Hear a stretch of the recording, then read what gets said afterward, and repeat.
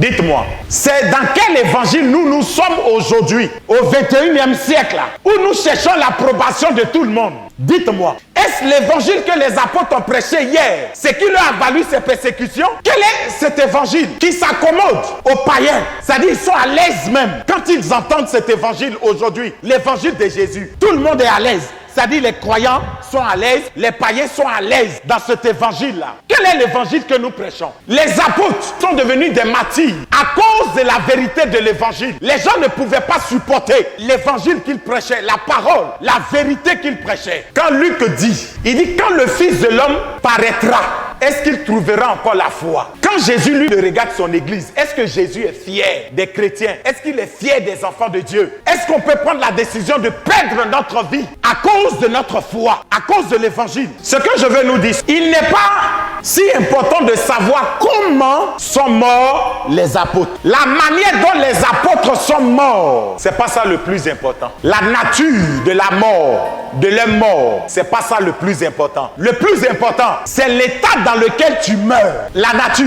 de la mort. On peut mourir de toutes les manières. Tu peux sortir de chez toi et puis voiture te cogne, tu meurs. Même si tu es bishop, on peut mourir de maladie. 2 Rois 13, le verset 14. Élisée était atteint de la maladie dont il mourut. Donc Élisée est mort de quoi? De maladie. Donc la nature de la mort importe peu. La mort ne prévient pas. C'est pourquoi pendant que tu es vivant, tu dois te préparer à la rencontre de Dieu. Et comme nul ne connaît le moment, nul ne connaît l'heure, nous devrons être prêts à tout moment. Écoutez, quand nous venons à l'église, nous ne venons pas pour posséder la terre. Nous ne venons pas pour posséder le monde. Mais nous venons nous préparer à aller rencontrer le Seigneur. Si le Seigneur veut, il te donne le mariage. S'il veut, il ne te donne pas. Excusez-moi de vous décevoir ce matin. Il y en a qui vont prier jusqu'à...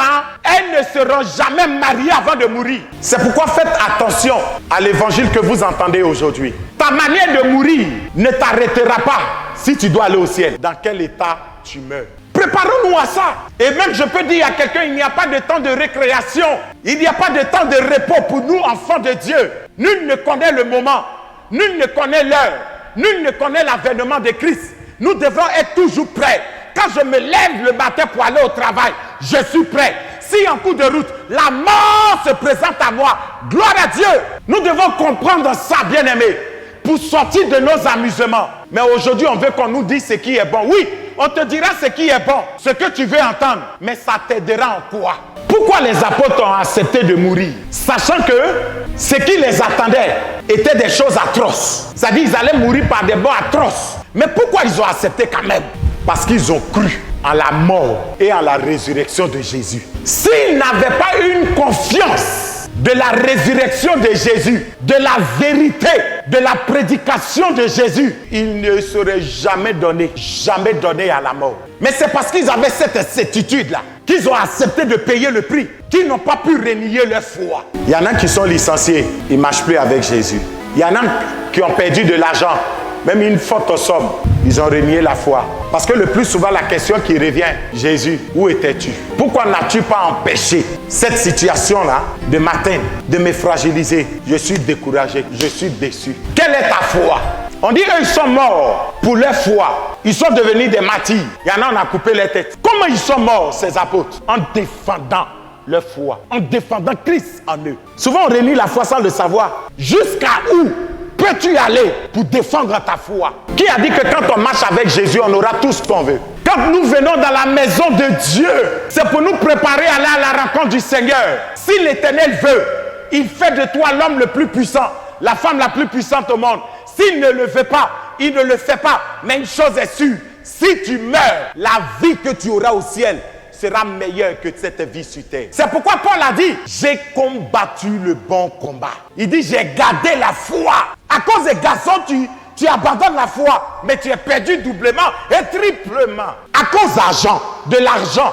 Il y en a aujourd'hui qui vendent les âmes au diable pour avoir de l'argent. Est-ce qu'on peut garder notre foi? Même si tu n'as pas à manger, gardez ta foi. Même si on dit, on va couper ta tête. Ils ont déjà coupé la tête de certains. Tu n'es pas le premier qu'on coupe ta tête. On dit, on te prend tous tes biens. Pour le chrétien, la mort n'est pas la fin de toute vie, mais c'est un passage vers une autre vie. Il dit, ne vous en faites pas. Où je m'en vais là?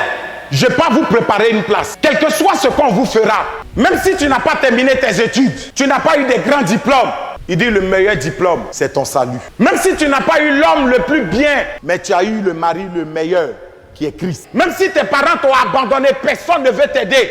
Ne deviens pas amer dans la vie. Jésus est là, il dit, il est le père des orphelins. Tu as un père. Est-ce qu'on peut persévérer jusqu'au bout? Sortons de cette religion qui ne prône que le bien-être. Qui a dit que Dieu va tout nous donner même? Qui a dit ça?